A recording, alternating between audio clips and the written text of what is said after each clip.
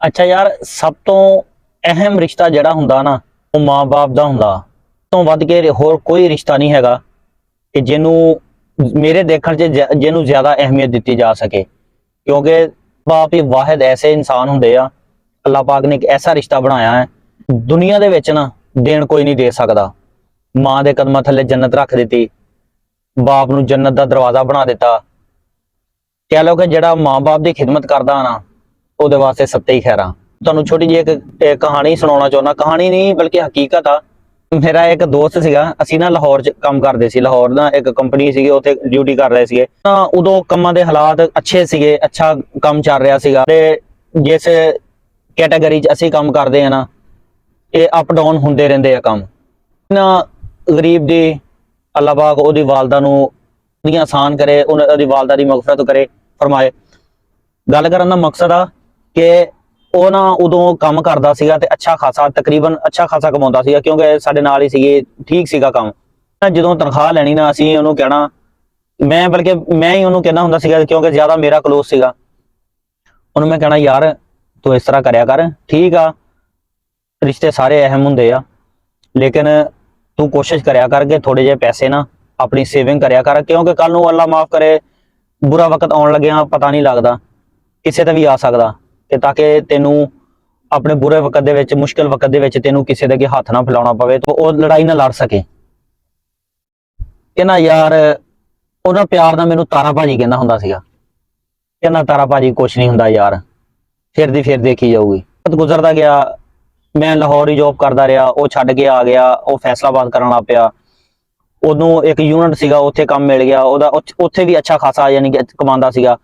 ਹਫਤੇ ਦਾ ਨਾ ਤਕਰੀਬਨ ਉਦੋਂ, ਅੱਜ ਤੋਂ ਯਾਨੀ ਕਿ 10 ਸਾਲ ਪਿੱਛੇ ਦੀ ਗੱਲ ਕਰ ਰਿਹਾ ਮੈਂ, 10-12 ਸਾਲ ਪਿੱਛੇ ਦੀ। ਹਫਤੇ ਦਾ ਤਕਰੀਬਨ ਉਹ 10 ਤੋਂ 15,000 ਆਸਾਨੀ ਨਾਲ ਕਮਾ ਲੈਂਦਾ ਸੀ। 8-10,000 15,000 ਯਾਨੀ ਕਿ ਹਫਤੇ ਦਾ ਕਮਾ ਲੈਂਦਾ ਸੀਗਾ, ਠੀਕ ਸੀਗਾ ਕੰਮ। ਮੇਰਾ ਜੈਕ ਲੱਗਾ, ਮੈਂ ਪਾਕਿਸਤਾਨ ਤੋਂ ਬਾਹਰ ਆ ਗਿਆ, ਫਿਰ ਵੀ ਉਹਦੇ ਨਾਲ WhatsApp ਤੇ ਕਾਲ ਹੋਣੀ, ਘੰਟਾ ਘੰਟਾ ਗੱਲ ਕਰਨੀ।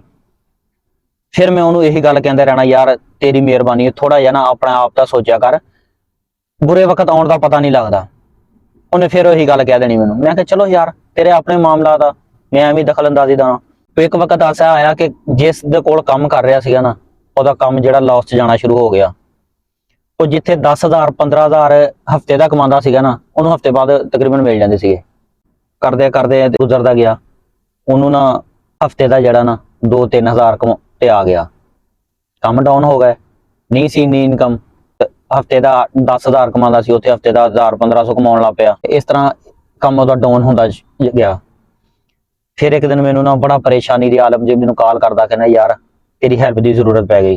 ਕਿਉਂਕਿ ਅੱਛੇ ਦੋਸਤ ਸੀਗੇ, ਹਰ ਗੱਲ ਸ਼ੇਅਰ ਕਰਦਾ ਸੀਗਾ। ਮੈਂ ਕਿਹਾ ਯਾਰ ਦੱਸ। ਕਹਿੰਦਾ ਯਾਰ ਥੋੜੇ ਪੈਸਿਆਂ ਦੀ ਜ਼ਰੂਰਤ ਪੈ ਗਈ ਆ। ਲੇਕਿਨ ਦੋਸਤ ਵੀ ਸੀਗਾ, ਮੈਂ ਉਹਨੂੰ ਇਨਕਾਰ ਵੀ ਨਹੀਂ ਸੀ ਕਰ ਸਕਦਾ। ਮੈਂ ਨਾ ਉਹਨੂੰ ਉਹ ਗੱਲ ਯਾਦ ਕਰਾਈ, ਮੈਂ ਕਿਹਾ ਯਾਰ ਪੈਸੇ ਤੈਨੂੰ ਮਿਲ ਜਾਣਗੇ, ਤੇਰਾ ਇਸ ਟਾਈਮ ਬੁਰਾ ਵਕਤ ਆ, ਕੋਈ ਮਸਲਾ ਨਹੀਂਗਾ, ਲੇਕਿਨ ਤੂੰ ਪੈਸੇ ਲੈ ਲਾ। ਲੇਕਿਨ ਮੇਰੀ ਗੱਲ ਉਹ ਤੈਨੂੰ ਸ਼ਾਇਦ ਹਲੇ ਵੀ ਯਾਦ ਹੋਵੇ, ਮੈਂ ਤੈਨੂੰ ਕੀ ਕਹਿੰਦਾ ਹੁੰਦਾ ਸੀਗਾ। ਮੈਨੂੰ ਕਹਿੰਦਾ ਤਾਰਾ ਭਾਜੀ ਤੂੰ ਸਹੀ ਕਹਿੰਦਾ ਸੀਗਾ, ਲੇਕਿਨ ਮੈਂ ਕਿਹਾ ਹੋਇਆ ਕੀ ਆ? ਰੋਣ ਲੱਗ ਪਿਆ, ਕਰਦੇ ਰੋਣ ਲੱਗ ਪਿਆ। ਮੈਂ ਉਹਨੂੰ ਪੁੱਛਿਆ, ਮੈਂ ਕਿਹਾ ਯਾਰ ਹੋਇਆ ਕੀ ਆ? ਕਹਿੰਦਾ ਕਿ ਯਾਰ ਇਸ ਟਾਈਮ ਨਾ ਸਾਰੇ ਸਾਥ ਛੱਡ ਗਏ ਆ, ਤੇ ਇੰਨਾ ਕੁ ਮੁਸ਼ਕਿਲ ਵਕਤ ਆ ਗਿਆ ਕਿ ਮੇਰੇ ਕੋਲ ਘਰ ਦਾ ਬਿੱਲ ਦੇਣ ਦੇ ਪੈਸੇ ਨਹੀਂ ਹੈਗੇ, ਤੇ ਤੇਰੀ ਹੈਲਪ ਦੀ ਜ਼ਰੂਰਤ ਆ। ਖੈਰ ਚਲੋ, ਜਿੰਨੇ ਵੀ ਉਸ ਟਾਈਮ ਸੀਗੇ, ਜੋ ਵੀ ਮਾਮਲਾਤ ਹੋਏ, ਉਹਨੂੰ ਮੈਂ ਪੈਸੇ ਦਿੱਤੇ। ਫਿਰ ਮੈਂ ਉਹਨੂੰ ਇਹੀ ਗੱਲ ਸਮਝਾਈ, ਮੈਂ ਕਿਹਾ ਕੋਈ ਨਹੀਂ, ਕੰਮਾਂ ਦੇ ਵਾਧੇ ਘਾਟੇ ਹੁੰਦੇ ਰਹਿੰਦੇ ਆ, ਲੇਕਿਨ ਅਗਰ ਕੰਮ ਤੇਰਾ ਅੱਛਾ ਆਵੇ ਨਾ, ਥੋੜਾ ਹਲੇ ਵੀ ਕੋਸ਼ਿਸ਼ ਕਰੀ। ਕਹਿੰਦਾ ਠੀਕ ਆ।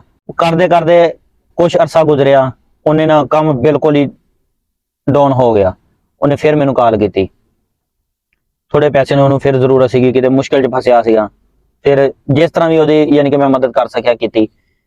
ਮੈਂ ਆਪਣੀ, ਅੱਲਾ ਮਾਫ ਕਰੇ, ਅੱਲਾ ਪਾਕ ਤਕੱਬਰ ਤੋਂ ਬਚਾਏ, ਜਾਂ ਮੈਂ ਆਪਣੀ ਵਡਿਆਈ ਨਹੀਂ ਬਿਆਨ ਕਰ ਰਿਹਾ। ਗੱਲ ਕਰਨ ਦਾ ਮਤਲਬ ਆ ਕਿ ਦੋਸਤ ਹੀ ਦੋਸਤ ਦੇ ਕੰਮ ਆਉਂਦਾ, ਕੋਈ ਐਰਾ ਗੈਰਾ ਉਹਨੇ ਕਿਸੇ ਦੇ ਆ ਕੇ ਕੋਈ ਮਦਦ ਨਹੀਂ ਕਰ ਦੇਣੀ। ਮੁਖਤਸਰ ਜਿਹੀ ਗੱਲ ਇਹ ਆ ਕਿ ਵਕਤ ਗੁਜ਼ਰਦੇ ਗੁਜ਼ਰਦਿਆਂ ਨਾ ਇਸ ਟਾਈਮ ਉਹ ਬਿਲਕੁਲ ਹੀ ਉਹਦਾ ਕੰਮ ਜਿਹੜਾ ਬੰਦ ਹੋ ਗਿਆ, ਉਹਨੂੰ ਕੰਮ ਹੀ ਨਹੀਂ ਕਿਤੇ ਮਿਲਣ ਦਿਆ। ਮੈਂ ਉਹਨੂੰ ਕਿਹਾ ਯਾਰ ਕਿਤੇ ਹੋਰ ਪਾਸੇ ਦੇਖ ਲੈ। ਕਹਿੰਦਾ ਲੇਕਿਨ ਉਹਨੇ ਪਹਿਲੀ ਗੱਲ ਨਾ, ਵਿਚਲੀ ਗੱਲ ਮੈਨੂੰ ਪਹਿਲੇ ਨਹੀਂ ਸੀ ਦੱਸੀ। ਮੈਂ ਕਿਹਾ ਤੂੰ ਹੋਰ ਕਿਤੇ ਦੇਖ ਲੈ, ਤੇ ਅਗਰ ਇੱਥੇ ਜਿੱਥੇ ਕੰਮ ਕਰ ਰਿਹਾ ਨਹੀਂ ਤੇ ਕੋਈ ਕੰਮ ਹੈਗਾ, ਤੂੰ ਹੋਰ ਜਗ੍ਹਾ ਤੇ ਕਿਤੇ ਕੰਮ ਅੱਛਾ ਕਾਰੀਗਰ ਆ। ਤੈਨੂੰ ਮਿਲ ਸਕਦਾ? ਕਹਿੰਦਾ ਯਾਰ ਜਿਸ ਜਗ੍ਹਾ ਤੇ ਮੈਂ ਕੰਮ ਕਰਨ ਦਿਆ ਨਾ, ਇਹਦੇ ਕੋਲ ਮੈਂ ਕਾਫੀ ਸਾਰੇ ਪੈਸੇ ਫੜੇ ਆ, ਮੈਂ ਇੱਥੋਂ ਜਾ ਨਹੀਂ ਸਕਦਾ। ਮੈਂ ਕਿਹਾ ਉਹਦੀ ਵਜ੍ਹਾ? ਕਹਿੰਦਾ ਯਾਰ ਜਿੰਨੀ ਦੇਰ ਮੈਂ ਉਹਦੇ ਪੈਸੇ ਨਹੀਂ ਨਾ ਲਾਣਾ ਉਨੀ ਦੇਰ ਮੈਂ ਜਾ ਨਹੀਂ ਸਕਦਾ ਇੱਥੋਂ। ਬਾਕੀ ਦੀ ਕਹਾਣੀ ਇਨਸ਼ਾਅੱਲਾ ਅੱਗੇ ਕਿਸੇ ਨਵੀਂ ਵੀਡੀਓ ਦੇ ਵਿੱਚ, ਅਗਲੀ ਵੀਡੀਓ ਦੇ ਵਿੱਚ ਮੈਂ ਪੂਰੀ ਕਹਾਣੀ ਕਰਾਂਗਾ।